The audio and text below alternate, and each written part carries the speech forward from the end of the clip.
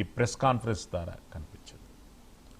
అంశాలు పెద్దగా లేకున్నప్పటికీ రాష్ట్ర రాజకీయాలను తన ముద్ర వేసే విధంగా ఈ ప్రెస్ కాన్ఫరెన్స్ కొనసాగింది. హత్యా రాజకీయాలతో పాటు బోత్ ఆర్ నాట్ సేమ్ అనేటటువంటి అంశాలను కూడా ఈ సందర్భంగా అతను వివరించారు. అసలు జగన్మోహన్ రెడ్డి నిర్వహించినటువంటి ప్రెస్ కాన్ఫరెన్స్ ఉద్దేశాలు ఎంతవరకు ప్రస్తుత కూటమి ప్రభుత్వం పైన ప్రభావం చూపిస్తాయి, రాష్ట్ర ప్రజలను ఇన్ఫ్లుయెన్స్ చేస్తాయనేటటువంటి అంశంపై రాష్ట్ర వ్యాప్తంగా చర్చ కొనసాగుతుంది. ఈరోజు ప్రైమ్ టైమ్ డిబేట్లో మనతో పాటు సీనియర్ జర్నలిస్ట్ శ్రీ కృష్ణాంజనేయులు గారు మనకు లైవ్లో అందుబాటులో ఉంటారు. సజ్జా అజయ్ గారు తెలుగుదేశం పార్టీ సీనియర్ నాయకులు మనకు లైవ్లో అందుబాటులో ఉంటారు. పాదయాత్ర వెంకటేశ్వర రెడ్డి గారు వైఎస్ఆర్సీపీ సీనియర్ నాయకులు మనకు అందుబాటులో ఉంటారు. మొదటిగా కృష్ణాంజనేయులు గారు, వైఎస్ జగన్మోహన్ రెడ్డి గారు చాలా రోజుల తర్వాత యూరప్ ట్రిప్ తర్వాత ఈరోజు ప్రజలకు కనిపించారు. అసలుకు అజెండా ఏంటి, ఉద్దేశం ఏంటి? వైఎస్ఆర్ కాంగ్రెస్ పార్టీ అధినేత జగన్మోహన్ రెడ్డి అజెండా ఏంటి అని అంటే 10 రోజులకో 15 రోజులకో 20 రోజులకో ఆంధ్రప్రదేశ్కు రావటం, ఇప్పుడు జరుగుతున్న పరిణామాల మీద ఏదో ఒక ప్రెస్ కాన్ఫరెన్స్ పెట్టడం, ఈ ప్రభుత్వం మీద కొన్ని విమర్శలు చేయటం, వెళ్ళిపోవటం, ఇదే ఎజెండా. విమర్శలు చేయటాన్ని నేనైతే తప్పుపట్టాను. ఎందుకు అని అంటే విమర్శలు చేయటం అనేటువంటిది ప్రతిపక్ష నాయకుడి యొక్క బాధ్యత. ప్రతిపక్ష పార్టీగా ఆంధ్రప్రదేశ్ కానీ విమర్శలు చేసేటప్పుడు సద్విమర్శలు చేస్తే బాగుంటుంది కదండి కృష్ణాంజనేయులు గారు. ఎందుకంటే అమరావతిలో ఎంతో అభివృద్ధి కొనసాగుతుంది, అందరికీ తెలుస్తున్నటువంటి అంశం. ప్రతి అంశంలో అవినీతి కొనసాగుతుంది అంటే ఆయన నిర్వహించినటువంటి 5 సంవత్సరాల పాలన పైన అరక్షణం కూడా మనం వదిలిపెట్టే అవకాశం ఉండదు. అందుకనే ఆయన సద్విమర్శ చేశాడా, నెగిటివ్ గా విమర్శలు చేశాడా, అసత్యమైన ఆరోపణలు చేశాడు, ఇవన్నీ కూడా మాట్లాడడం. అంతేకాని మీకెందుకు ఆందోళన? ఈ సజ్జా అజయ్ తెలుగుదేశం పార్టీ సంబంధించిన నాయకులు ఆయనకు ఉండాల ఆందోళన, మీకు నాకు అవసరం లేదు. మనం న్యూట్రల్ కదా, మనం న్యూట్రల్ కాబట్టి జరుగుతున్న పరిణామాల మీద అన్ని కూడా డిస్కస్ చేయాలి. ఒక ప్రతిపక్ష పార్టీగా వాళ్ళ యొక్క బాధ్యత ఈ రాష్ట్రంలో ఈ ప్రభుత్వం యొక్క వైఫల్యాలు, ప్రభుత్వ తప్పులు, ప్రభుత్వ లోపాలు, అవినీతి, వీటిని ప్రశ్నించడం అనేటువంటిది వైఎస్ఆర్ కాంగ్రెస్ పార్టీ బాధ్యత. అది కనీసంగా ప్రెస్ కాన్ఫరెన్స్ అని పెట్టి మాట్లాడుతున్నారు జగన్మోహన్ రెడ్డి. అందుకు నేను ఆహ్వానిస్తున్నాను, మంచి పరిణామం అని చెప్తున్నా. జగన్మోహన్ రెడ్డి కనీసం ప్రెస్ కాన్ఫరెన్స్ లో మాట్లాడుతున్నాడు, అసెంబ్లీకి వెళ్ళట్లేదు, ఏ అంశాల మీద ప్రజల సమస్యల మీద వచ్చి మాట్లాడలేదు, ఏమి మిగిలేదు. ఇదన్నా ఒక బెటర్ కదా కనీసం ఒక ప్రతిపక్ష పార్టీగా అనేటువంటిది నా యొక్క నా అభిప్రాయం. అయితే ఇప్పుడు జగన్మోహన్ రెడ్డి లేవనెత్తినటువంటి అంశాలు కొన్ని విమర్శలను మనం తీసుకుందాం. ఈ విమర్శలు ఏంటి? అమరావతికి సంబంధించినటువంటి నిర్మాణాలకు సంబంధించినటువంటి విషయంలో కుంభకోణం జరుగుతుంది, అవినీతి జరుగుతుంది. ఒక ఏది గ్లాసులకే కేవలం వాళ్ళు 2,400 కోట్ల రూపాయలు ఖర్చు చేస్తున్నారు. అదే విధంగా ఇది మిర్రర్స్ వీటికి, అదే విధంగా అక్కడ ఎస్ఎఫ్టీకి 20,000 ఖర్చు చేస్తున్నారు ఒక ఎస్ఎఫ్టీకి. ఇలాంటి ఆరోపణలు చేశాడు. ఈ ఆరోపణలకు సంబంధించినటువంటి విషయంలో ఇది ఆరోపణలు తప్పు. మా యొక్క ఈ ఎస్ఎఫ్టీకి అమరావతిలో మేము 6,000 ఖర్చు చేస్తున్నాము, ఇవన్నీ ఎవరు చెప్పుకోవాలి? ప్రభుత్వం చెప్పుకోవాలి. ప్రభుత్వం యొక్క బాధ్యత అది. ప్రభుత్వం వాళ్ళు ఏమేం జరుగుతుంది, అవినీతి ఏంటి, లేకపోతే ఈ దుబారా ఉందా లేదా అనేటువంటి విషయం ప్రభుత్వం వాస్తవాలు ప్రజలకు తెలియజెప్పాలి. నేను ఒకటి చెప్పదలుచుకున్నాను ఏంటి అని అంటే, జగన్మోహన్ రెడ్డి వైఎస్ఆర్ కాంగ్రెస్ పార్టీ ఇప్పుడు వరకు అమరావతి అనేది ఒక భ్రమరావతి, అమరావతి లేదు, అక్కడ సెట్టింగులు ఉన్నాయి, అది ఒక మునిగిపోయేటువంటి ప్రాంతము, అక్కడ అసలు అమరావతి నిర్మాణాలే జరగటం లేదు అనేటువంటిది, అదొక అడవి, అదొక శ్మశానము, ఇలాంటివన్నీ మాట్లాడినటువంటి వైఎస్ఆర్ కాంగ్రెస్ పార్టీయే కదా. ఇప్పుడు వైఎస్ఆర్ కాంగ్రెస్ పార్టీ అధినేతే కదా మాట్లాడుతుంది. అమరావతిలో నిర్మాణాలు జరుగుతున్నాయని అంగీకరిస్తూ ఆ నిర్మాణాల్లో లోపాలు ఉన్నాయి, ఆ నిర్మాణాల్లో అవినీతి ఉంది అని మాట్లాడుతున్నారు అని అంటే వైఎస్ఆర్ కాంగ్రెస్ పార్టీ అధినేత దారిలోకి వచ్చారు అని అనుకోవచ్చా, అనుకోకూడదు? ఈ విషయంలో కూటమి ప్రభుత్వం సంతోషించాలక్కర్లేదు. ఒక నిర్మాణం జరుగుతోంది, ఆ నిర్మాణంలో తప్పులో పొరపాట్లో లేకపోతే అవినీతో ఏదో ఉంది అని చెప్తున్నా. అంటే నిర్మాణం జరుగుతుంది ఫస్ట్ అంగీకరిస్తుంది వైఎస్ఆర్ కాంగ్రెస్ పార్టీ. అయితే ఇక్కడ ఒక అంశం, జగన్మోహన్ రెడ్డి 5 ఏళ్లు ఉన్నాడు, ఒకటే మాట్లాడి 5 ఏళ్లు ఉన్న సమయంలో ఏ మాటలు మాట్లాడాడు? అంతకుముందు అవినీతి జరిగింది, చంద్రబాబు నాయుడు ముఖ్యమంత్రిగా, ఆయన అదే విధంగా మంత్రిగా ఉన్న నారాయణ, వీళ్ళు అవినీతి చేశారు, ఇదిగో రింగ్ రోడ్డుకి సంబంధించినటువంటి అలైన్మెంట్లు మార్చారు, ఇవన్నీ వాళ్ళు కేసులే పెట్టారు. ఇప్పుడు మాట్లాడటం కాదు. ఆ రోజున అధికారం కూడా ఉంది కాబట్టి వాళ్ళ ఆళ్ళ రామకృష్ణారెడ్డి వాళ్ళ ఎమ్మెల్యేతో ఏకంగా కంప్లైంట్ చేయించి కేసులు పెట్టారు కదా. కేసులు పెడితే ఏమైంది? ఏమన్నా తెలియ? ఏమన్నా ఆ రోజున కోర్టులు ఏం చెప్పాయి? అయ్యా మీ దగ్గర మీరు చెప్పే ఆరోపణలకి ఆధారాలు లేవు, ఈ కేసులు విచారణకు పనికిరావు అని కోర్టు చెప్పింది. అంటే నువ్వు 5 ఏళ్ళు మళ్ళీ వస్తాను మీ దగ్గరికి. Yes. చెప్పినప్పుడు అవినీతి లేదన్నప్పుడు ఇప్పుడు ఈ విధమైనటువంటి ప్రచారము, ఈ విధమైన విమర్శలు చేస్తున్నామంటే అర్థం ఏంటంటే రాజకీయ పరమైనటువంటి లబ్ధి కోసం ఈ రోజున బండలు వేసేటువంటి ప్రయత్నం జరుగుతుంది. ఎస్, అజయ్ గారు, వైఎస్ జగన్మోహన్ రెడ్డి గారు చాలా రోజుల తర్వాత ఆంధ్రప్రదేశ్ రాష్ట్ర ప్రజల ముందుకు వచ్చారు. అమరావతిలో జరుగుతున్నటువంటి భారీ కుంభకోణాలపైన ఆయన ప్రశ్నించడమే కాకుండా ఏ అంశాలు, ఏ సబ్జెక్టుల పైన అవినీతి కొనసాగుతుందంటని చెప్పి కులంకుశంగా మీడియా సమక్షంలో చెప్పారు. ఎట్లా స్పందిస్తారు ఆయన press conference? Good evening Srisailam గారు, మీకు ప్యానెల్ ఉన్న మిగతా ప్యానలిస్టులకి, అదేవిధంగా ప్రైమ్ టైమ్ వీక్షకులందరూ కూడా గుడ్ ఈవినింగ్. శ్రీశైలం గారు, ఫస్ట్ మీకు ఒక విషయం క్లారిటీ ఇస్తాను. ఈ రోజు జగన్మోహన్ రెడ్డి గారు దాదాపుగా 1:54:21 సుదీర్ఘమైన ఒక పత్రికా సమావేశం పెట్టారు ఆయన. ఈ పత్రికా సమావేశంలో ఈయన చెప్పిన ఏకైక నిజం ఒకటే సార్, అది కూడా చివరిలో పత్రికా సమావేశం ముగింపులో ఒక నిజం చెప్పాడు. తమిళనాడులో విజయ్ గెలుపుకి నాకు ఎటువంటి సంబంధం లేదు, నా ప్రభావం వల్ల విజయ్ ఏం సీఎం అవడు, అక్కడ విజయ్ పలుకుబడి విజయ్కి ఉంటుంది, నా వల్ల ఎందుకు సీఎం అవుతాడని చెప్పేసి చాలా క్లారిటీ ఇచ్చాడు. క్లారిటీ ఎవరికి ఇచ్చాడంటే, విజయ్ గారు తమిళనాడులో మెజారిటీ రాగానే తమిళనాడు కంటే ముందు ఆంధ్రప్రదేశ్ రాష్ట్రంలో వైఎస్ఆర్సీపీ పార్టీ నాయకులు కేకులు కట్ చేసి విజిల్స్ ఊది సంబరాలు చేసి క్రాకర్స్ కట్టి అప్పటికప్పుడే ఫ్లెక్సీలు కూడా వెలిచాయి. దాంతో పాటు వైఎస్ఆర్సీపీ పార్టీలో ఉన్న 11 మంది ఎమ్మెల్యేలు, ఒక ఎమ్మెల్యే గారైన తాటిపత్రి చంద్రశేఖర్ గారు అయితే ఏకంగా ప్రెస్ మీట్ పెట్టి అది జగన్ దమ్ము, కంటెంట్ ఉన్నోడికి కటౌట్ ఉంటే చాలు, ఆ కటౌట్ పట్టుకున్న విజయ్ ఈ రోజు అక్కడ అద్భుతంగా గెలిచాడు అని చెప్పారు. సో ఈ రోజు జగన్మోహన్ రెడ్డి గారు ఇచ్చిన సమాధానం ఏంటి? అన్నిటికీ మనం కంగారు పడి ఓవర్ యాక్షన్ చేయొద్దునా, జనం దృష్టిలో మనం జోకర్లు అయిపోతాం, వాస్తవాల్లో బ్రతుకుదామని చెప్పేసి ఈరోజు వైసీపీ పార్టీలకు క్లారిటీ ఇచ్చాడు. ఇప్పుడు రెండోది, ఈరోజు అమరావతిలో స్క్వేర్ ఫీట్ ఎంత కడుతున్నారు, అవినీతి ఎంత జరుగుతుంది, లేకుంటే జిఐడి భవనాలకు వేసే గ్లాసులకు కూడా ఇన్ని కోట్ల రూపాయలు, ఇన్ని లక్షల రూపాయలు తగలెట్టేస్తున్నారు అంటే ఈరోజు అమరావతిలో నిర్మాణాలు జరుగుతున్నాయి. అమరావతిలో నదులు లేవు, సముద్రాలు లేవు, చేపలు పట్టుకోవటాలు లేవు, వర్షం వస్తే మునిగిపోవటాలు లేవు, లేకుంటే గ్రాఫిక్స్ అసలు అక్కడ ఏమీ లేదు, శ్మశానం, ఎడారి, పశువులు తిరుగుతాయి. మరి ఈరోజు అవేం లేవు కదా, జగన్మోహన్ రెడ్డి గారు అవేం చెప్పలేదు కదా. నిర్మాణాలు జరుగుతున్నాయి, అవినీతి జరుగుతుంది అంటున్నాడు. ఓకే, ఎట్ లాస్ట్ 24 నెలల తర్వాత జగన్మోహన్ రెడ్డి గారికి కనివిప్పు కలిగి అమరావతిలో నిర్మాణాలు జరుగుతున్నాయని తన నోటితోటి తను చెప్పాడు. ఈరోజు వెరీ హ్యాపీ ఫర్ దట్. సరే, ఈరోజు అవినీతి జరుగుతుంది, దాంట్లో ఎంత స్క్వేర్ ఫీట్ ఇంత అవినీతి జరుగుతుందంటే దాన్ని ప్రూవ్ చేయాల్సిన బాధ్యత కూడా జగన్మోహన్ రెడ్డి గారి మీదే ఉంది. ఎందుకంటే నేనేమన్నానంటే శ్రీశైలం గారు, జగన్మోహన్ రెడ్డి గారు చేయాల్సింది ఏంటంటే గంటలు తాడేపల్లి ఇంట్లో కూర్చొని 15 రోజులకు ఒకసారి బెంగళూరు నుంచి వచ్చి ఇక్కడ ప్రెస్ మీట్ పెట్టడం కాదు. మీరు నిజంగా ప్రతిపక్ష నాయకుడు అని మీకు ఫీలింగ్ ఉంటే, మీకు ఆ అవగాహన మీకుంటే ప్రజల్లోకి వచ్చి పోరాడండి. అమరావతిలో ఈ రోజు నిర్మాణ దశలో ఉన్న భవనాల దగ్గరికి మీరు వెళ్ళొచ్చు, మిమ్మల్ని ఎవరు అడ్డుకోరు. రాజ్యాంగం మీకు ఆ హక్కు కల్పించిందని. మీరు ప్రతిపక్ష, ఈ రాష్ట్రంలో మీరు తప్ప ప్రతిపక్షం ఎవరు లేరు కదా, వాస్తవానికి మీరే కదా ప్రతిపక్షం. అమరావతిలోకి వెళ్ళండి, ఆ నిర్మాణాలు జరిగే భవనాల దగ్గరికి వెళ్ళండి, చూపించండి. మీరు డైరెక్ట్ గా వెళ్ళి ఇదిగోండి ఈ భవనం ఇట్లా కడుతున్నారు, దీంట్లో ఈ విధంగా ఇంత స్క్వేర్ ఫీట్ కి ఇంత అవినీతి చేస్తున్నారు, చూపించి తప్పే ఉంది సార్. ప్రజలకు తెలియాలి. ఇప్పుడు మీరు ఇంట్లో కూర్చొని పత్రికా సమావేశం పెడితేనో, లేకుంటే సజ్జాజయ్ వచ్చి ఈరోజు ప్రైమ్ టీవీ డిబేట్ లో కూర్చొని మాట్లాడుతున్న నిజాలు అవ్వవు. నేరుగా వెళ్ళండి. గతంలో మీరు చేసిన పాపాలన్నింటినీ మేము డైరెక్ట్ గా కళ్ళకెట్టినట్టుగా ప్రజలకు చూపించాం. ప్రతి ఒక్క అంశాన్ని దగ్గరికి వెళ్ళి తీసుకెళ్లి చూపించాం. ఈరోజు జగన్మోహన్ రెడ్డి గారికి బాధ్యత ఉంది కదా. ఈరోజు ఒకటి సార్, మొన్న పెట్రోల్ డీజిల్ రేట్లు పెరిగినాయని చెప్పేసి వైఎస్ఆర్సీపీ పార్టీ వాళ్ళు గాడిదలకి, గుర్రాలకి అన్నింటిని కట్టి తీసుకెళ్లి యుద్ధాలు చేశారు. అసలు తెలుగుదేశం పార్టీ దిగిపోయే నాటికి 2019లో పెట్రోల్ రేట్ ఎంత ఉన్నాయంటే 75 రూపాయలు. కానీ అదే జగన్మోహన్ రెడ్డి గారు దిగిపోయే నాటికి ఎంత ఉన్నాయంటే 110 రూపాయలు. మీరు ఎవరి మీద ధర్నా చేస్తున్నారు?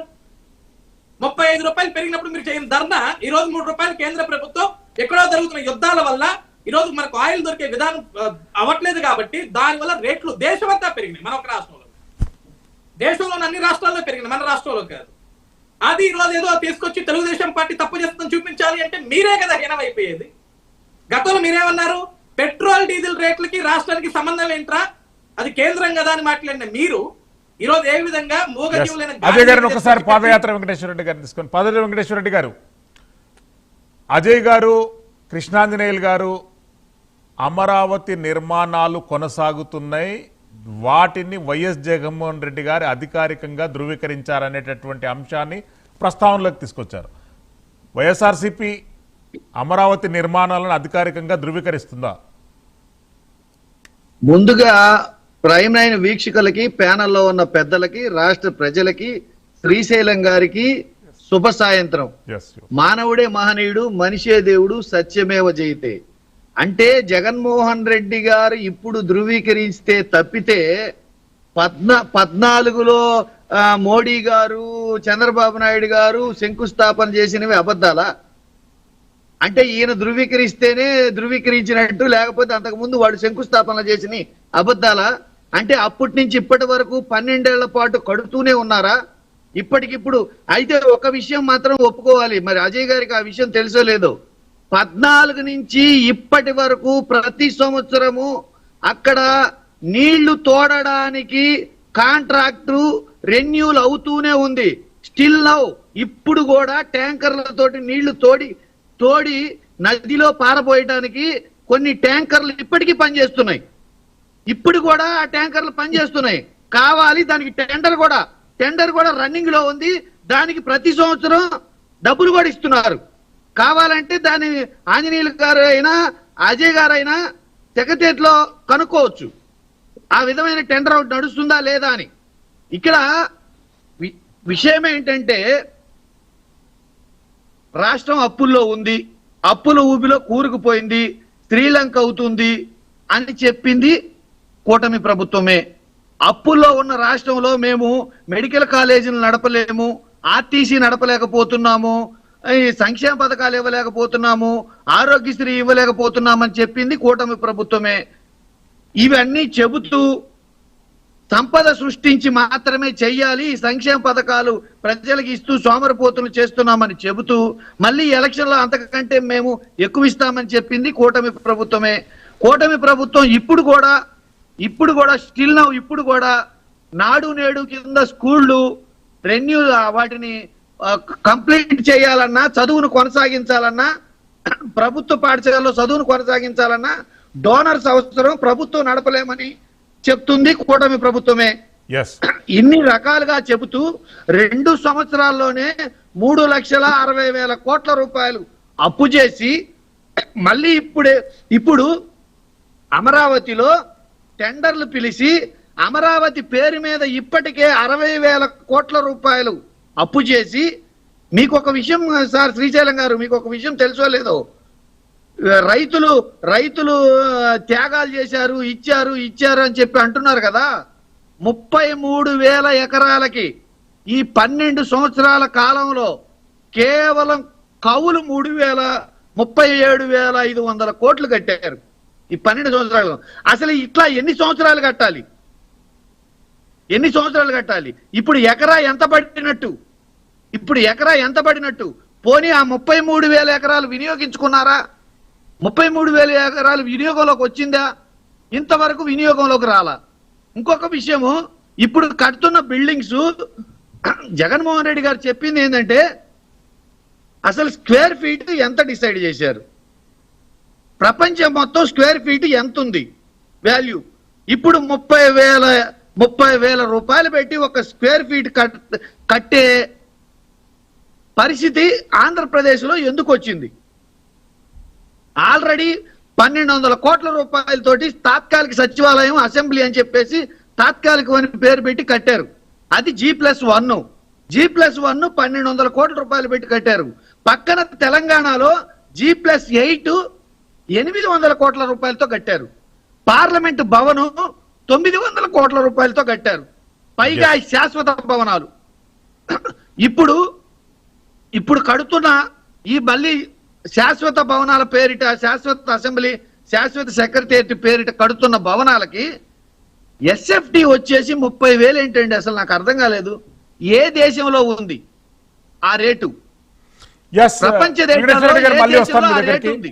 కృష్ణాంజలి గారు ఒక మాట అండి సార్, ఒక మాట. ఇవన్నీ ఆ రేటు ప్రకారం సద్వినియోగం అవుతున్నాయా, కాంట్రాక్టర్లకు దోచి పెడుతున్నారా? ఇవన్నీ జగన్మోహన్ రెడ్డి గారు ఏదో అబద్ధాలు చెప్తున్నారని అజయ్ గారు అంటున్నారు. సార్, ప్రభుత్వం వారు ఇచ్చిన టెండర్ల తాలూకు లెక్కలే ఇవి. ప్రభుత్వం వెంకటేశ్వర రెడ్డి గారు మళ్ళీ వస్తాను మీ దగ్గరికి. కృష్ణాంజలి గారు, ఒక డైలాగ్ చాలా ఫేమస్ గా మారింది, బోత్ ఆర్ నాట్ సేమ్ చెప్తున్నారు. వెంకటేశ్వర రెడ్డి గారు మళ్ళీ వస్తాను మీ దగ్గరికి. లోకేష్ గారు అన్నటువంటి బోత్ ఆర్ నాట్ సేమ్ అనేటటువంటి డైలాగ్ అటు కూటమి ప్రభుత్వంలో ప్రతిపక్షంలో చాలా ఫేమస్ గా మారింది. సందర్భం ఏంటి, ఉద్దేశం ఏంటి, వైఎస్ఆర్సీపీ పార్టీ దాన్ని ఎట్లా ఇంటర్ప్రిటేట్ చేసుకుంది, అధికార పార్టీ దాన్ని ఎట్లా ప్రజెంట్ చేయాలనుకుంటుంది? ఇప్పుడు వైఎస్ఆర్ కాంగ్రెస్ పార్టీ ఏం చెప్తోంది? ఇప్పుడు ఈ రోజు సమాధానం వచ్చింది. దానికి నన్ను ఒక్క మాట చెప్పనండి. వెంకటేశ్వర రెడ్డి గారు మీ దగ్గరికి వస్తాను ప్లీజ్. విత్ పర్మిషన్ చెప్పండి. చెప్పండి సార్, చెప్పండి. లోకేష్ గారు చెప్పిన బోత్ ఆర్ నాట్ సేమ్ అనే పదము అదేనండి. Both are not same. మేము పేద ప్రజల కోసం, సంక్షేమం కోసం, పేద ప్రజల సంక్షేమం కోసం పనిచేసే ప్రభుత్వం అప్పుడు మాదైతే, ఈ కార్పొరేటర్ల కట్టుబెట్టే ప్రభుత్వం ఇది. Both are not same. Yes Krishnanjali గారు ప్లీజ్. ఇప్పుడు ఒకటండి, నారా లోకేష్, చంద్రబాబు నాయుడు ఇద్దరు కూడా పదే అనేకమైనటువంటి సభల్లో గొడ్డలి పార్టీ అని మాట్లాడుతున్నటువంటి పరిస్థితి. వాళ్ళది గొడ్డల పార్టీ, మా గుగ్గులు తీసుకొచ్చినటువంటి ఇది, అలా ఈ విధంగా ఎట్లా డెవలప్మెంట్ కి సంబంధించినటువంటి కంపారిజన్ చెప్తూ వస్తున్నారు. మరి ఇన్నిసార్లు గొడ్డల పార్టీ అన్న తర్వాత వాళ్ళకు కూడా కోపం వస్తుందిగా. ఆయన కూడా, జగన్మోహన్ రెడ్డి కూడా ఈ రోజున చాలా విషయాలు ఆయన ప్రస్తావన చేశాడు. ఇప్పుడు వంగవీటి రంగా హత్యకు సంబంధించినటువంటి వ్యవహారం కానివ్వండి, బాలకృష్ణ ఇంట్లో కాల్పుల వ్యవహారం కానివ్వండి, ఇవన్నీ కూడా చాలా ప్రస్తావనలు చేశాడు. ఈ ప్రస్తావనలన్నీ చేసినటువంటి వాటిల్లో నేనంటాను, అసలు ఏ పార్టీ గొడ్డల పార్టీ కాదు, ఏ పార్టీ ఫ్యాక్షన్ రాజకీయాలను ప్రోత్సహించట్లేదు, ఏ పార్టీ హత్యలను ప్రోత్సహించినటువంటి పార్టీ కాదు. అన్ని పార్టీలు అలాంటివన్నీ నాకు ఎందుకు, ఇదే నేను కామన్ స్టేట్మెంట్ కాదండి నేను చెప్పేది. ఒక్క ఉదాహరణ చెప్తాను నేను. వైఎస్ఆర్ కాంగ్రెస్ ఇప్పుడు తెలుగుదేశం ప్రభుత్వంలో రంగా హత్య లేకపోతే ఇంకొకళ్ళ హత్యలు జరిగినటువంటి పరిస్థితి ఉంటే, కాంగ్రెస్ ప్రభుత్వంలో పరిటాల హత్య, ఇలాంటి హత్యలు చాలా. వైఎస్ఆర్ కాంగ్రెస్ పార్టీ ప్రభుత్వంలో 5 ఏళ్ల పాటు తెలుగుదేశానికి సంబంధించినటువంటి వాళ్ళ దారుణంగా హత్యలు చేసినటువంటి పరిస్థితులు ఇవన్నీ కూడా మనం చూసాం. ఇవన్నీ హత్య రాజకీయాలు అంటే, నువ్వు రాజకీయాల్లో వాళ్ళు రాజకీయంగా అధిగమించడం లేదా అభివృద్ధి ద్వారాగా వాళ్ళు ప్రజల మనం పొందడం కాకుండా ఎదురొచ్చినటువంటి వాళ్ళని చంపేటువంటి సంస్కృతి రాష్ట్రాల్లో ఉంటుంది, అన్ని రాజకీయ పార్టీలో ఉంది. తప్పు ఇది. జగన్మోహన్ రెడ్డి చెప్పినటువంటి దాంట్లో ఒక్క విషయంలో నేను ప్రస్తావన చేయదలుచుకున్నాను. జగన్మోహన్ రెడ్డి ఏం చెప్పాడంటే, మా కుటుంబంలో 3 బలయ్యారు అనేటువంటి విషయాన్ని సింపతి కోసం చెప్పాడు. నేను ఒకటి చెప్తున్నా అండి, జగన్మోహన్ రెడ్డికి పాదయాత్ర వెంకటేశ్వర రెడ్డి గారు ఒకవేళ అవకాశం ఉంటే దీనికి సమాధానం చెప్పాను. జగన్మోహన్ రెడ్డి ఎలాగూ మనకు రాడు కదా, చెప్పలేడు కదా. జగన్మోహన్ రెడ్డి ఏం చెప్తున్నాడు, మా తాత హత్యకు గురయ్యాడు. ఎస్, వాళ్ళ తాత హత్యకు గురయ్యాడు. రాజారెడ్డి ఫ్యాక్షన్ రాజకీయాల్లో ఉన్నాడు, ఆయన అనేకమైనటువంటి హత్యల్లో ఆయన నిందితుడిగా ఉన్నాడు. ఆయన కూడా కొంతమంది హత్య చేశారు. ఈ రాజకీయపరమైనటువంటి హత్య, ఆయన కొంతమంది హత్యలు చేయించాడు, ఆయన్నే హత్య చేశారు. ఇది ఫ్యాక్షన్ హత్య. దీన్ని ఆయన ఫ్యాక్షన్ రాజకీయాలు చేశారు కాబట్టి ఫ్యాక్షన్ హత్య. మరి రాజశేఖర్ రెడ్డిని ఎవరు హత్య చేశారు? రాజశేఖర్ రెడ్డి మరణం అది హెలికాప్టర్ సంబంధించినటువంటి ప్రమాదం అని అంటున్నాం. నేను ఒకటి ఏం చెప్తానంటే, ఎవరో చెప్తే ఈ ఆ హత్య అనేటువంటి అంశం ఎవరు చెప్తే ఇది హత్య కాదు అనేటువంటి విషయం కాదు. సిబిఐ కూలంకుషంగా దర్యాప్తు జరిపి ఇది హెలికాప్టర్ ప్రమాదం మాత్రమే అని సిబిఐ దర్యాప్తు తేల్చింది. ఒకవేళ ఆ దర్యాప్తు మీద నీకు నమ్మకం లేదు, జగన్మోహన్ రెడ్డి సిబిఐకి వాంగ్మూలం ఇచ్చాడు. జగన్మోహన్ రెడ్డి సాక్షిగా, జగన్మోహన్ రెడ్డి రాజశేఖర్ రెడ్డి కొడుకుగా సిబిఐ దర్యాప్తు సమయంలో వాంగ్మూలం ఇచ్చాడు. ఏమని వాంగ్మూలం ఇచ్చాడు అని అంటే, ఆన్ రికార్డ్, నాకు మా నాన్న మరణానికి సంబంధించి ఏ విధమైన అనుమానాలు లేవు అని జగన్మోహన్ రెడ్డి స్టేట్మెంట్ ఇచ్చాడు. నువ్వు ఆ రోజున వెళ్ళి సిబిఐకి ఆ విధంగా స్టేట్మెంట్ ఇచ్చి నువ్వు బయటకు వచ్చి మా నాన్నని ఏదో చంద్రబాబు నాయుడు అసెంబ్లీలో మాట్లాడాడు అని, చంద్రబాబు నాయుడు చంపించాడు అనేటువంటి విధంగా మాట్లాడేటువంటి ప్రయత్నం చేస్తున్నామనంటే, అదే ఆ రోజున రిలయన్స్ వాళ్ళు చంపించారనేటువంటి విధంగా ఇండైరెక్ట్ గా ఉసిగొలిపి రిలయన్స్ పెట్రోల్ మెక్కుల మీద దాడులు ఇవన్నీ చేసిన తర్వాత మళ్ళీ అదే రిలయన్స్ వాళ్ళకి రాజ్యసభ ఇచ్చి వాళ్ళని ఇంటికి పిలిచి శాలువా కప్పి భోజనాలు పెట్టినటువంటి ఈ ద్వంద్వ రాజకీయం ఏంటి? మీ గిన రాజశేఖర్ రెడ్డి మరణం మీద నీకు ఒక అనుమానం ఉండేమోనండి, నువ్వు 5 ఏళ్ళు ముఖ్యమంత్రిగా ఉన్న సమయంలో సిబిఐ దర్యాప్తు అడుగు. నువ్వు దర్యాప్తు రాస్తే ఎస్ మా నాన్న మరణం మీద నాకు అనుమానం ఉంది, సిబిఐ దర్యాప్తు కావాలి ఒక రాష్ట్ర ప్రభుత్వం కింద రాస్తే ఖచ్చితంగా సిబిఐ దర్యాప్తు జరపాలి. ఇక మూడవది వివేకానంద రెడ్డి హత్య కేసుకు సంబంధించినటువంటి అంశాన్ని కూడా మాట్లాడాడు. మా బాబాయ్ కూడా చనిపోయాడు. ఇది ఎలా ఉంది అంటే ఒక తల్లిని చంపేసి కోర్టుకు వెళ్ళి కోర్టు తల్లి నువ్వు నా శిక్ష వేయద్దని అడిగినట్టుంది. ఎందుకు ఈ మాట అన్నా అంటే నువ్వు వివేకానంద రెడ్డి హత్యకి సంబంధించినటువంటి వ్యవహారంలో నువ్వు ఎన్నికలకు ముందేమో 2019 ఎన్నికలకు ముందేమో అయ్యో మా బాధ్యతని ఎలా చంపారు నారాసుర ఇని చెప్పినట్టు నువ్వు సిబిఐ దర్యాప్తు కావాలని. సిబిఐ దర్యాప్తు దగ్గర కాదు, వాళ్ళ తమ్ముడు అవినాష్ రెడ్డిని కాపాడుకోవటం కోసం సిబిఐ దర్యాప్తును అడ్డుకోవటం కోసం ఆంధ్రప్రదేశ్ పోలీసులు ఉసుగొలిపారు. ఆంధ్రప్రదేశ్ పోలీసులు సిబిఐ దర్యాప్తుకు వస్తే బాంబులు వేస్తామని బెదిరించినటువంటి వాళ్ళు, అదేవిధంగా అవినాష్ రెడ్డి అరెస్ట్ సిబిఐ వాళ్ళు కర్నూలు ఆసుపత్రికి వస్తే ఆంధ్రప్రదేశ్ పోలీసులు అడ్డుకున్నటువంటి పరిస్థితి ఉంది. అంటే నువ్వు మీ బాబాయ్ హత్యకు సంబంధించినటువంటి విషయంలో నీ ధోరణి ఏంటి, నీ వ్యవహార శైలి ఏంటి? నువ్వు కాపాడటానికి ప్రయత్నం చేశావా?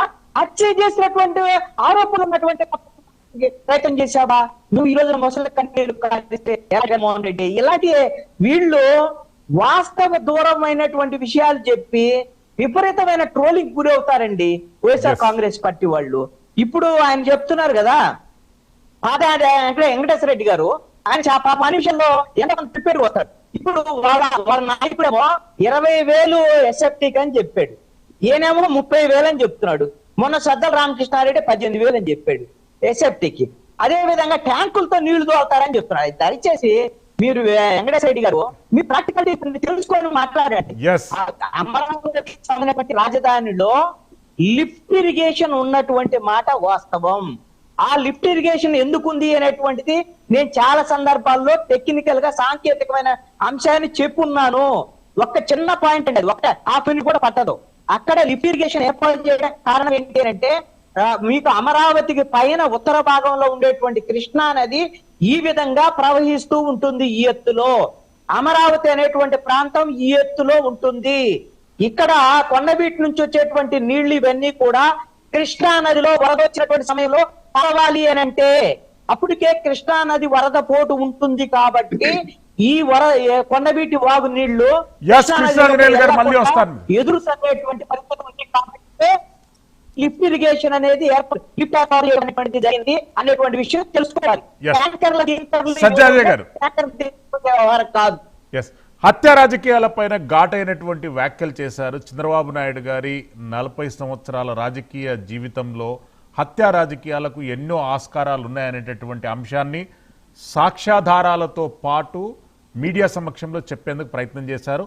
అందులో అంటే మీరు కృష్ణాంజనేయులు గారు కూడా ప్రస్తావించారు, వైఎస్ రాజశేఖర రెడ్డి గారి హత్యకు ముందు 3 రోజుల ముందు మీరు అసెంబ్లీకి ఎట్లా వస్తారో చూస్తా అని బెదిరించారు. ఆ అంశాన్ని ఆయన ఎగ్జాంపుల్ గా తీసుకుంటున్నారు. ఎట్లా స్పందిస్తారండి హత్య రాజకీయాలపై వ్యాఖ్యలు? ఇక్కడ శ్రీశైలం గారు, జగన్మోహన్ రెడ్డి గారు ఈరోజు చాలా హత్యల గురించి మాట్లాడారు, అనేకమైన హత్యల గురించి మాట్లాడారు. 1988 నుంచి మొదలు పెట్టాడు ఆయన హత్య రాజకీయం.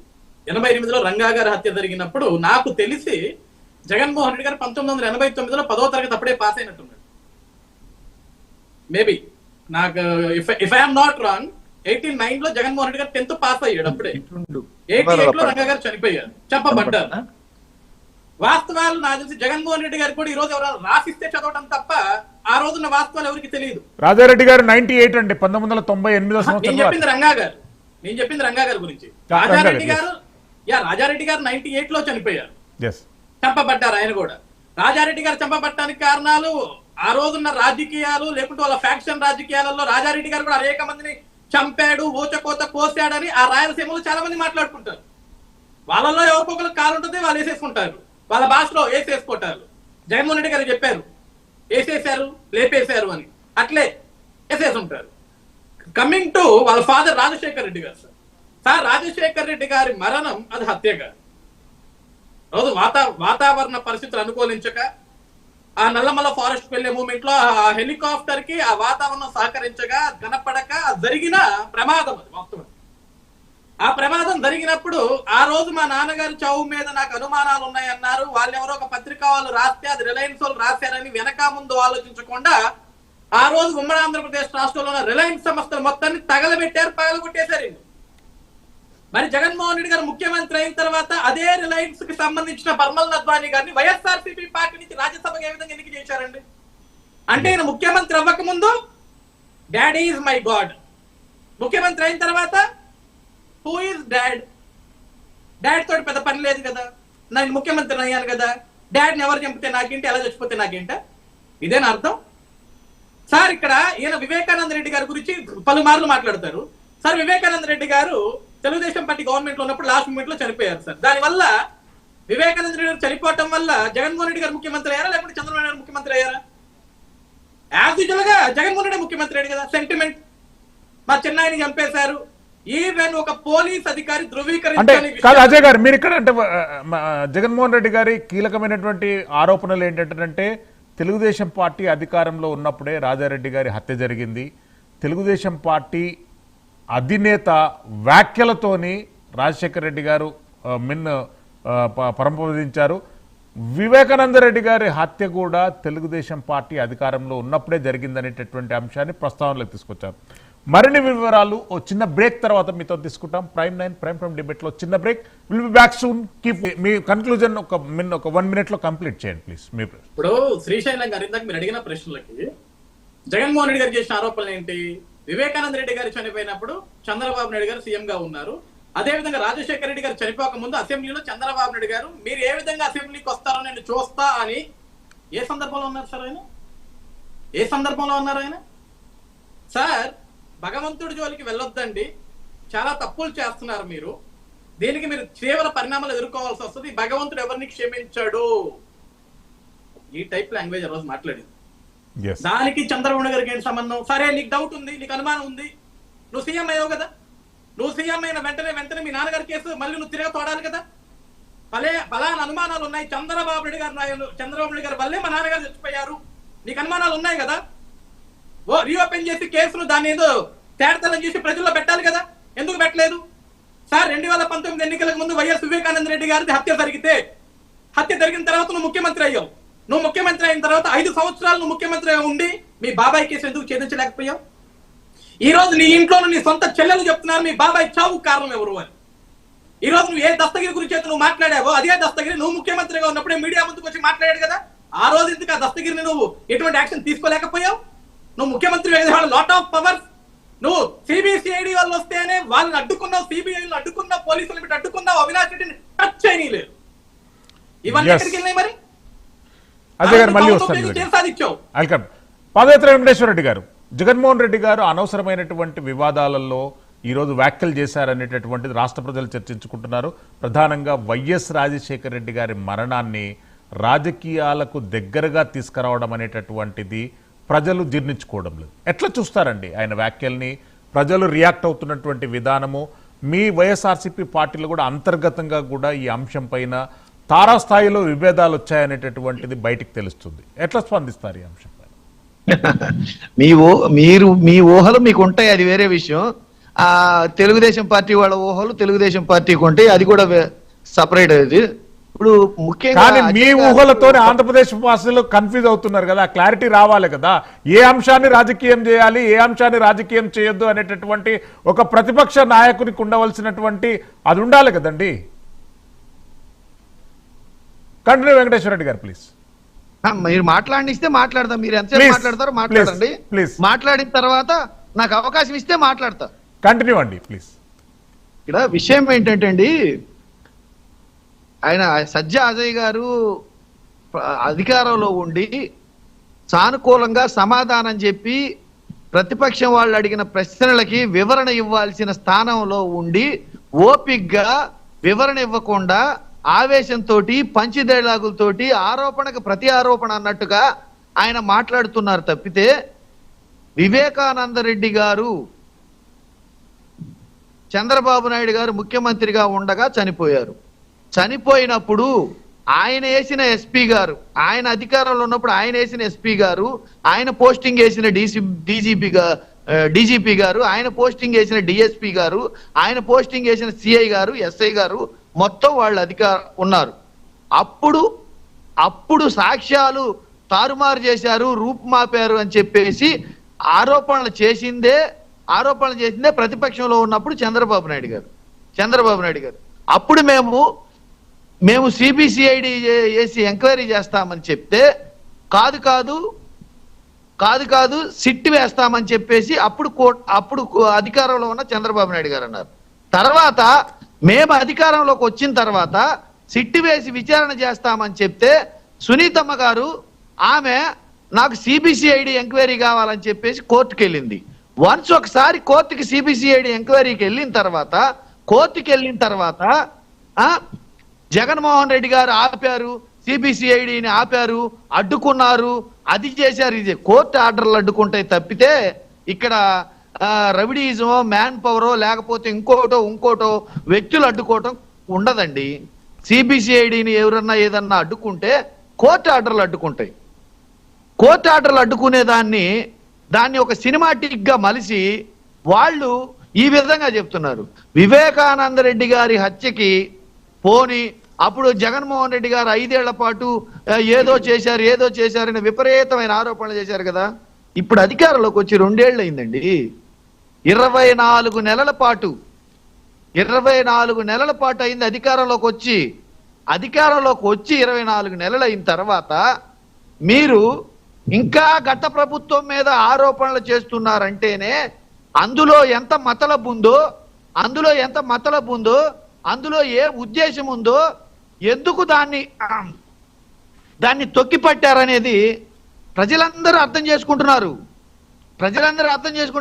మీరు కేకలయ్యొచ్చు, అధికారం ఉంది కాబట్టి హోంకరించవచ్చు, అధికారం ఉంది కాబట్టి బెదిరించవచ్చు, అధికారం ఉంది కాబట్టి అధికారుల మొత్తాన్ని, ప్రభుత్వ యంత్రాంగాన్ని మొత్తాన్ని మీ ఇష్టానుసారంగా వాడుకోవచ్చు. కానీ కాలం గడిచే కొద్దీ, సమయం గడిచే కొద్దీ 5 ఏళ్లకు ఎన్నికలు వస్తాయి. ఎన్నికలు వచ్చే సమయానికి రోజులు దగ్గర పడే కొద్దీ ప్రజలు తిరగబట్టం ఖాయం. మేమేమంటామంటే మీరు అధికారంలోకి వచ్చారు, సంపూర్ణ మెజారిటీ ఉంది, ప్రతి సమస్యకి పరిష్కారం చూపించి పరిపాలన చేయండి. జగన్మోహన్ రెడ్డి గారు ప్రశ్నించే స్థానంలో ఉన్నారు. ప్రశ్నిస్తున్నారు. మీరు ఓపిక సమాధానం చెప్పండి. ప్రత్యారోపణ చేయడం కాదు.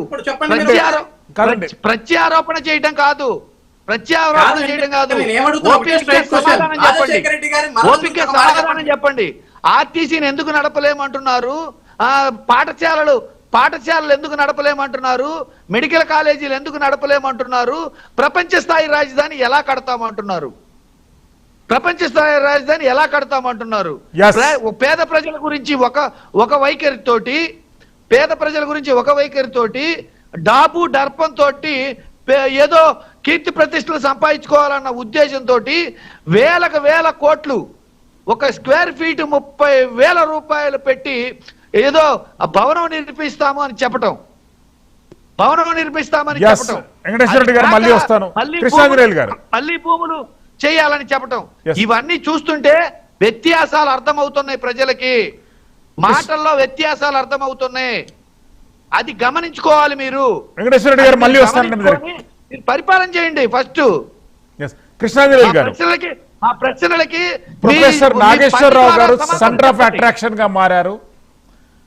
ఆయన చేసినటువంటి వ్యాఖ్యలేంటి? వైఎస్ జగన్మోహన్ రెడ్డి గారు వాటిని క్యారీ చేయవలసినటువంటి అవసరం, ఆవశ్యకత ఏమేర్పడింది? ఇప్పుడు వైఎస్ జగన్మోహన్ రెడ్డి వాళ్ళకి లడ్డూ లాంటి అంశం. ఎందుకు అని అంటే, జగన్మోహన్ రెడ్డిని అరెస్ట్ చేయడానికి నీకెందుకయ్యా ఈ సమస్య అని పవన్ కళ్యాణ్తో అమిత్ షా అన్నారు అనేటువంటి అంశాన్ని ప్రొఫెసర్ నాగేశ్వరరావు చెప్పారు. కాబట్టి వైఎస్ఆర్ కాంగ్రెస్ పార్టీకి ఇది కలిసి వచ్చినటువంటి అంశం కాబట్టి వాళ్ళు ప్రచారం చేసుకుంటున్నారు. అంటే అమిత్ షా మాకు అనుకూలంగా ఉన్నాడు అనేటువంటి విషయాన్ని వాళ్ళు ప్రచారం చేసుకుంటున్నారు. అయితే ఇక్కడ నేను తెలుగుదేశం జనసేన వాళ్ళకి నా ప్రశ్న ఏంటి అని అంటే, అసలు ప్రొఫెసర్ నాగేశ్వర్ మాట్లాడిన దానికి సంబంధించిన విషయంలో జనసేన వాళ్ళు, తెలుగుదేశం వాళ్ళు ఎందుకు భయపడుతున్నారు, ఎందుకు దాన్ని వ్యతిరేకిస్తున్నారు అనేటువంటిది నా ప్రశ్న. సజ్జా అజయ్ గారు తర్వాత చెప్తారు, ఎలాగో ఆయన చెప్పానండి. నేను ఒకటి ఏమడుగుతున్నా అంటే, ఇప్పుడు ప్రొఫెసర్ నాగేశ్వర్ ఏం చెప్పాడు? పవన్ కళ్యాణ్ వెళ్ళి అమిత్ షాని జగన్మోహన్ రెడ్డిని అరెస్ట్ చేయాలి అని అడిగారు అని. ఆయన చేయొద్దని చెప్తాడు, ఎలాగో అమిత్ షా చేయొద్దనే చెప్తాడు, అదే మనందరికి తెలుసు. కానీ ఎందుకు అడగకూడదని నేను అడుగుతున్నాను. ఇప్పుడు పవన్ కళ్యాణ్ వెళ్ళి జగన్మోహన్ రెడ్డిని అరెస్ట్ చేయమని అడగకుండా జగన్మోహన్ రెడ్డికి ముఖ్యమంత్రి పదవి ఏమని అడుగుతారా? అరెస్ట్ చేయమని అడుగుతాడు. అరెస్ట్ చేయమని అడగకుండా ఇప్పుడు ఎందుకో అరెస్ట్ చేయమని అడుగుతాడు అని అంటే, ప్రజాధనాన్ని తిన్నాడు జగన్మోహన్ రెడ్డి అని 5 ఏళ్ల పాటు పవన్ కళ్యాణ్ చెప్పాడు. ఎన్నికల సమయంలో పవన్ కళ్యాణ్ చెప్పాడు, ఇలాంటి వాళ్ళందరినీ జైలుకు పంపిస్తామని పవన్ కళ్యాణ్ చెప్పాడు.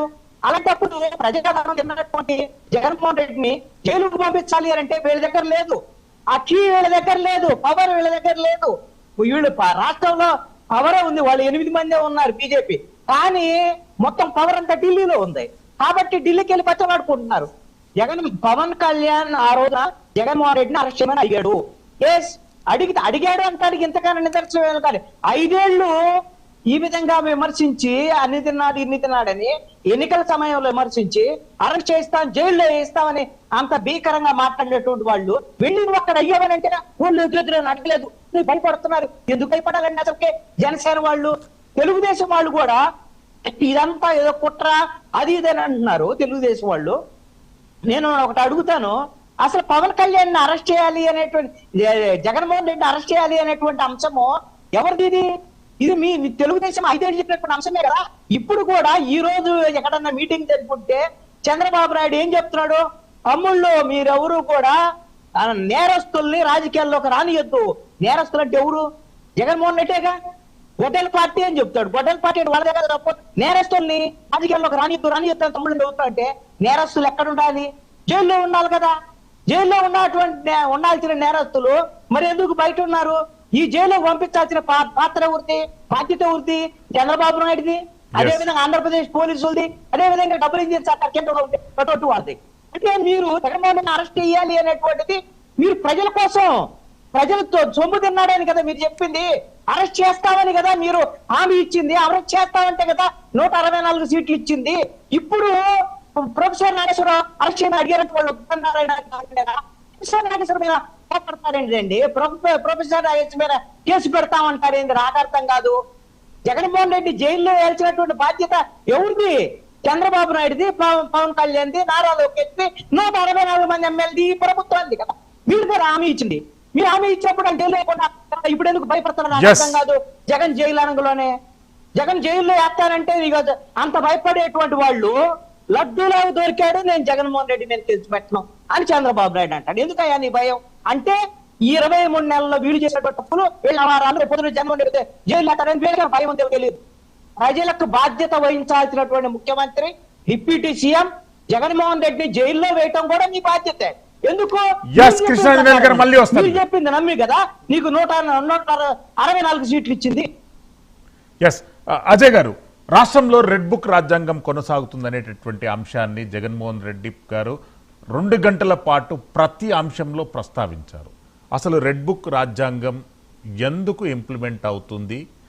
దానికి లోకేష్ గారు అప్పుడు రాసుకున్నటువంటి పేర్లలో అందరినీ ప్రాసిక్యూట్ చేస్తారా, కొంతమందిని ఏమైనా ఎక్స్క్యూట్ చేస్తారా?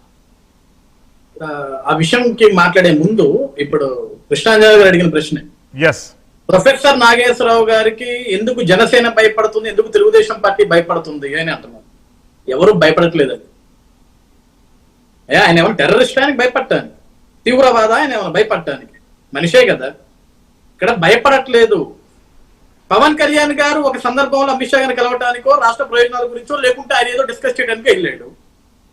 ప్రొఫెసర్ నాగేశ్వరరావు గారు ఆయన ఏదో పెద్ద జీనియస్ లాగా నేను చెప్పిందే వేదం అన్నట్లుగా బయటకు వచ్చి ఈయన వెళ్ళి జగన్మోహన్ రెడ్డిని అరెస్టు చేయమని కోరాడు. దానికి అమిత్ షా తిరస్కరించాడు. ఆయన నాకు లాంగ్ టర్మ్ ఫ్రెండ్, ఈయన short term friend. Amit Shah గారు ఫోన్ చేసి ప్రొఫెసర్ నాగేశ్వరరావు గారికి ఇదిగో నేను ఇలా మాట్లాడానండి నాగేశ్వరరావు గారు, మీరు రేపు పొద్దున మీడియా ముందుకు వచ్చి ఇది మాట్లాడండి సార్, స్టేట్ లో బాగా హాట్ టాపిక్ వద్దు సార్ అని చెప్పినట్లు ఆయన ఫీల్ అయ్యి ఆయన మాట్లాడాడు. ఇక్కడ తెలుగుదేశం పార్టీ కానీ జనసేన పార్టీ కానీ ఉన్న బాధ్యత ఏంటి?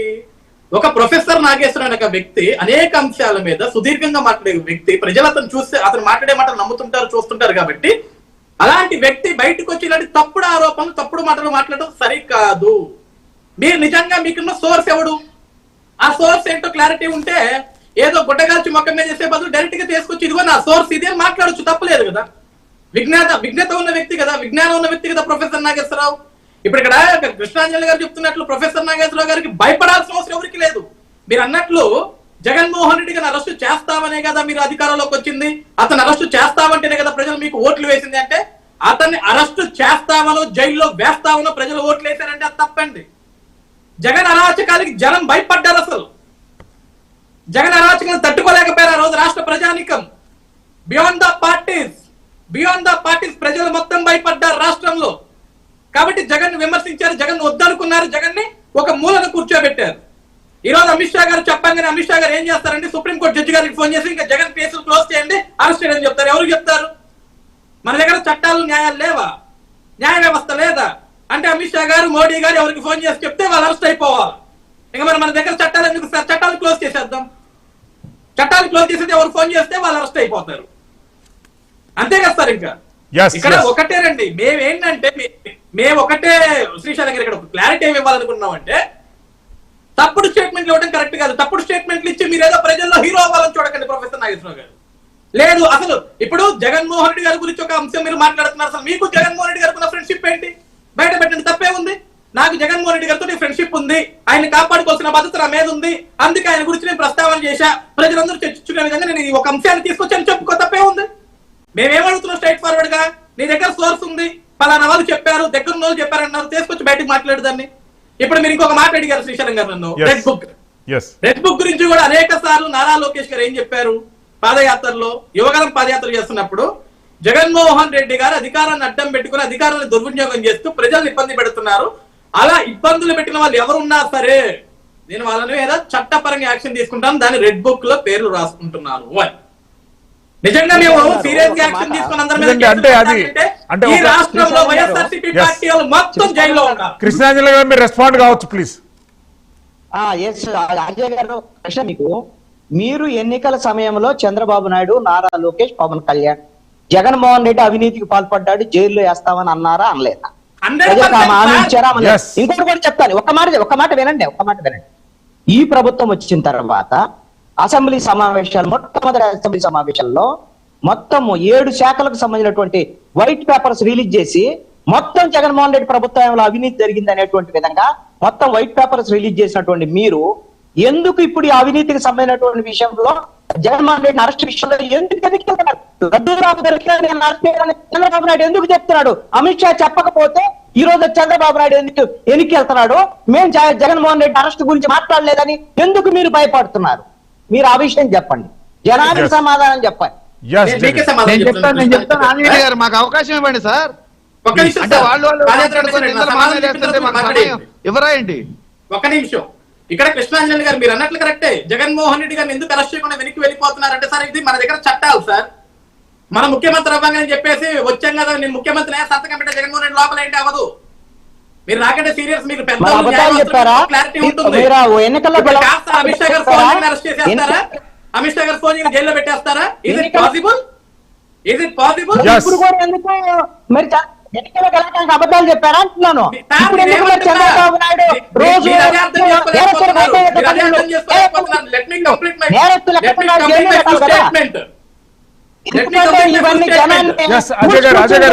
అజయ్ గారు కృష్ణాంజలి గారు ప్లీజ్ ప్లీజ్ ఒకటే చెప్తున్నా, ఇక్కడ ఏంటి మేము అబద్ధాలు చెప్పే అధికారంలో రాలా? మాట్లాడినేమండి సార్, ఎందుకు మీరు మాట్లాడుకునే కాడికి మమ్మల్ని చేయటం? అజయ్ గారు ప్లీజ్, అజయ్ గారు ప్లీజ్, అజయ్ గారు ప్లీజ్, అవుతాడు. పాదయాత్ర వెంకటేశ్వర రెడ్డి గారు మీరు మాట్లాడండి ప్లీజ్. ఇక్కడ ఆంజనేయులు గారు ఎందుకు భయపడుతున్నారు అని చెప్పి క్వశ్చన్ చేస్తున్నారు. ఎందుకు కూటమి ప్రభుత్వం భయపడుతుందంటే ప్రతిపక్షంలో ఉండగా వాళ్ళు చెప్పినవన్నీ శుద్ధ అబద్ధాలు. వాళ్ళు చెప్పిందంటే వాస్తవం లేదు. చివరికి అసెంబ్లీలో చూపించిన వైట్ పేపర్ లో కూడా అది వైట్ పేపర్ అంతే, పేరుకి వైట్ పేపర్ అని చెప్పేసి శుద్ధ అబద్ధాలు అందులో రాసుకున్నారు. ఎందుకు వాళ్ళు పెట్టిన వైట్ పేపర్ కి, ఆ కేంద్ర ప్రభుత్వం ఇచ్చిన లెక్కలకి, ఆర్బీఐ ఇచ్చిన లెక్కలకి, లేకపోతే నీతి ఆయోగ్ చెప్పిన విషయాలకి, వీటన్నిటికీ పొంతన లేదు. రాష్ట్ర ప్రభుత్వం చెప్తున్న అప్పుల విషయంలో కావచ్చు, అవినీతి విషయంలో కావచ్చు, పరిపాలన విషయంలో కావచ్చు, లెక్కల విషయంలో కావచ్చు, ఒక్కటంటే ఒక్కట కూడా నిజం లేదని చెప్పేసి కేంద్ర ప్రభుత్వము, నీతి ఆయోగ్, ఆర్బిఐ ప్రతి విషయంలో కాగ్ రిపోర్ట్లు, ప్రతి విషయంలో లెక్కలు చెప్పే దాంట్లో ఒక్కదానికి పొంతన లేదు. వీళ్ళు చెప్పినవన్నీ అబద్ధాలు చెప్పి అధికారంలోకి వచ్చి, అభూత కల్పనలు చెప్పి అధికారంలోకి వచ్చి, ఇప్పుడు అజయ్ గారు అంటున్నారు నాగేశ్వరికి ఏ సోర్స్ ఉండి చెప్పాడో చెప్పాలని. వీళ్ళు ఏ సోర్స్ ఉండి చెప్పాడో, అబద్ధాలు చెప్పారో ఆ సోర్సే లేక ఇప్పుడు జగన్మోహన్ రెడ్డి గారికి సాక్ష్యాలు, ఆధారాలు ఎటువంటి సోర్స్ లేక వెనక్కి వెళ్తున్నారండి ఆంజనేయులు గారు. మీకు అది అర్థమైందో లేదో, వాళ్ళు చెప్పినవన్నీ శుద్ధాబద్ధాలని వాళ్ళకి తెలుసు. ఏ సోర్సు లేకుండా మాట్లాడారన్న విషయం వాళ్ళకి తెలుసు. వాళ్ళకి తెలిసి వాళ్ళు ఇప్పుడు మాట్లాడుతున్నారు. ఏదైతే ప్రొఫెసర్ నాగేశ్వరని నువ్వు ఏ సోర్స్ ఉండి మాట్లాడావు అని అడుగుతున్నారు కదా, వాళ్ళు కూడా ఏ సోర్సు లేకుండా మాట్లాడే ఇప్పుడు భయపడి వెనక్కి వెళ్తున్నారు, ఏ ఆధారాలు లేక. ఎస్ కృష్ణాంజనేయులు గారు, ప్రధానంగా ఇది ప్రజల పక్షానికి చెందినటువంటి ప్రశ్న. సూపర్ 6 ఎంతవరకు సక్సెస్ అయ్యింది? సూపర్ 6 అనేటటువంటిది కూటమి ప్రభుత్వం ఫెయిల్యూర్ స్కీమ్స్ అనేటటువంటి అంశాన్ని ప్రస్తావించడంతో పాటు పెట్టుబడులు ఈ ప్రశ్నకి నేను జవాబు చెప్తాను సార్. మిమ్మల్ని కూడా తీసుకుంటాను. కృష్ణాంజనేయులు గారు, వీటితో పాటు పెట్టుబడులు అధిక మొత్తంలో వస్తున్నాయని చెప్తున్నారు. పెట్టుబడులు వస్తే యువతకు ఉపాధి ఎందుకు కల్పించడంలో కూటమి ప్రభుత్వం ఫెయిల్ అవుతుందనేటటువంటి ప్రజల పక్షాన ప్రతిపక్ష నాయకుడు అడిగినటువంటి ప్రశ్న. షార్ట్ గా ఆన్సర్ చెప్పండి ప్లీజ్. చాలా సింపుల్ గా ఏంటి అంటే, ఈ రోజున మొన్న ఎన్నికల సమయంలో సూపర్ 6 కు సంబంధించినటువంటి హామీలు ఇచ్చారు. సూపర్ 6 లో ఆల్రెడీ 4 ఇంప్లిమెంటేషన్ సంబంధించినటువంటి జరుగుతున్నటువంటి పరిస్థితి ఉంది.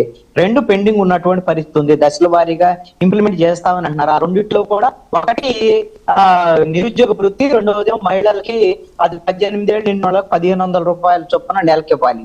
ఈ 2 కూడా ఇంప్లిమెంట్ చేయాలంటే బహుశా వీళ్ళ వల్ల అయ్యేటువంటి పరిస్థితి కాదు ఖజానా వ్యవహారంలో.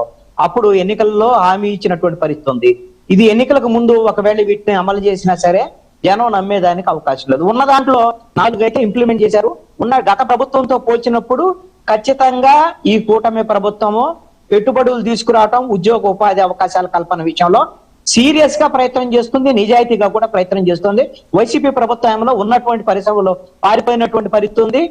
ఇక్కడ పరిశ్రమలో ఎవరైనా పెట్టుబడులు పెట్టాలన్నా భయపడేటువంటి పరిస్థితులు ఉన్నాయి. ఇప్పుడు గూగుల్ దగ్గర నుంచి మిగతా TCS దగ్గర నుంచి మిగతా అన్ని సంస్థలు ఆంధ్రప్రదేశ్ వైపు చూస్తున్నటువంటి పరిస్థితి ఉంది. 20 లక్షల ఉద్యోగాల కల్పన అనేటువంటిది వాళ్ళు ఇచ్చినటువంటి హామీకి అనుగుణంగా ప్రయత్నాలు సిన్సియర్ గా కూడా ప్రభుత్వం వైపు నుంచి జరుగుతుంది అనేటువంటిది ప్రజలు కూడా నమ్ముతున్నారు. అజయ్ గారు, సూపర్ 6 అట్టర్ ఫెయిల్యూరు, DBT మేము ప్రజలకు డైరెక్ట్ బెనిఫిట్స్ ఇవ్వడంలో సక్సెస్ సాధించామనే అంశాన్ని జగన్మోహన్ రెడ్డి గారికి ప్రస్తావించారు. షార్ట్ ఆన్సర్ చెప్పండి ప్లీజ్. ఇప్పుడు నిజంగా కూటమి ప్రభుత్వం సూపర్ 6 లో ఫెయిల్యూర్ అయితే ఈరోజు ప్రజలే ప్రశ్నిస్తారు సార్ శ్రీశైలం గారు. ఇప్పుడు DBT ప్రకారం జగన్మోహన్ రెడ్డి గారు జనం మొత్తానికి అందుబాటులో ఉన్నాను, దగ్గరకు ఇచ్చాను అంటే అదే జనం జగన్ ని తిరస్కరించారు ఎందుకు? నువ్వు నిజంగా పేద ప్రజలకి దగ్గరగా ఉన్న అన్ని చేస్తే నువ్వు రూపాయి ఇస్తూ 10 రూపాయలు కొట్టేసావు జనం దగ్గర నుంచి. అది మర్చిపోయాడు జగన్మోహన్ రెడ్డి గారు. ఈ రోజు ఆర్థిక కష్టాలు ఉన్నప్పటికీ జగన్మోహన్ రెడ్డి చేసిన తప్పులన్నింటినీ కూడా ఈ రోజు సరి చేసుకుంటూ వస్తూ ఎక్కడికక్కడ కూటమి ప్రభుత్వం సక్సెస్ గానే ముందుకెళ్తుంది. ఈ రోజు మిగతా 2 హామీలు ఏదైతే ఉన్నాయో వాటిని కూడా నెరవేర్చే విధానానికే ముందుకు అడుగులేస్తున్నారు సీఎం చంద్రబాబు నాయుడు గారు. దాని మీద ఒక ఆలోచనకి వెళ్తున్నారు. ఈ రోజు ఏదైతే మేము 20 లక్షల ఉద్యోగ కల్పన అన్నామో దాని మీద సీరియస్ గానే ఈ రోజు రాష్ట్రానికి ఎన్ని పరిశ్రమలు వస్తున్నాయి సార్? గ్రౌండ్ అవుతున్నాయి కదా, మన కళ్ళకే కనపడుతున్నాయి, గ్రౌండింగ్ అవుతున్నాయి. ఈ రోజు శంకుస్థాపనలు చేస్తున్నాం, భూమి పూజలు చేస్తున్నాం. ఏ ఇయర్ లో ఏ ప్రాజెక్ట్ కంప్లీట్ చేస్తామన్న దాని మీద ఫుల్ క్లారిటీ తోటి ఈ రోజు చంద్రబాబు నాయుడు గారు ఏమి దాచిపెట్టట్లేదు సార్, బయటికి చెప్తున్నారు, ఓపెన్ గా చెప్పేస్తున్నారు. ఈ రోజు అక్కడ 100 ఉద్యోగాలు వస్తాయా, 1,00,000 ఉద్యోగాలు వస్తాయా, 1000 ఉద్యోగాలు వస్తాయా, ఒకటే ఉద్యోగం వస్తుందండి పక్కకు పెడితే ఏది ఏ ఇయర్ కి అయిపోద్ది, ఏ ఇయర్ లో కంపెనీ స్టార్ట్ అయిపోద్ది, దాంట్లో ఎప్పటి నుంచి మన పనులు మొదలు పెట్టొచ్చు అనేది కూడా చాలా క్లారిటీగా తేడతెల్లంగా ఈ రోజు ప్రజలకు అర్థమయ్యేలా నేను చెప్తున్నాను. కాబట్టి జగన్మోహన్ రెడ్డి గారు చేసే ఆరోపణల గురించి మేము ఎక్కువగా పట్టించుకోవాల్సిన అవసరం అయితే లేదు శ్రీశైలం గారు. ఇక్కడ ఆయనకి ఏంటంటే టైం పాస్ అవ్వక 15 రోజులకు ఒకసారి వచ్చి ఏదో 2 గంటలు నా పార్టీ కూడా ఉంది, నేను కూడా ఉన్నా అని చూపించుకోవడానికి మాట్లాడతాడు తప్ప అంతమించి ఏమీ ఉండదు అక్కడ.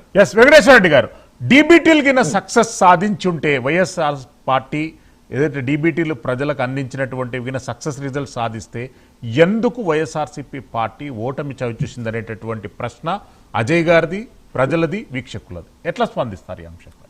ఎస్, అదే ఎందుకు ఓటమి సాధించింది అనే దానికి పరకాల ప్రభాకర్ గారు ఒక దాదాపుగా సంవత్సర కాలం నుంచి ప్రతిరోజు పెట్టి చెప్తున్నారు. ఇప్పుడు ఏదైతే అజయ్ గారు నీకు ఏ షేర్స్ ఉంది, ప్రొఫెసర్ నాగేశ్వరం మీద కేసు పెడతానని అంటున్నారో, పరకాల ప్రభాకర్ గారు ఏ సోర్స్ ఉండి చెప్తున్నారో ఆయన వివరాలు అడిగి, ఒకవేళ ఆయన తప్పు మాట్లాడి ఉంటే ఆయన మీద ఎందుకు కేసు పెట్టట్లేదో అర్థం కావట్లేదు. సార్, సబ్జెక్ట్ డిబేట్ అవుతుంది ప్లీజ్. వెంకటేశ్వర రెడ్డి గారు సబ్జెక్ట్ డిబేట్ అవుతుంది ప్లీజ్. సబ్జెక్ట్ డివియేట్ అవ్వాలా? మీరు అడిగారు ఎందుకు గెలిచింది కూటమి ప్రభుత్వం, ఎందుకు జగన్మోహన్ రెడ్డి గారు తిరస్కరించారని. దానికి దీనికి లింక్ ఉంది. ఇంకొకటి ఏంటంటే, మాకు 40% ఓటు బ్యాంక్ వచ్చింది. ప్రజల్లోకి వెళ్ళబట్టే, పథకాలు వెళ్ళబట్టే, మా పరిపాలన వెళ్ళబట్టే 40% ఓటు బ్యాంక్ వచ్చింది.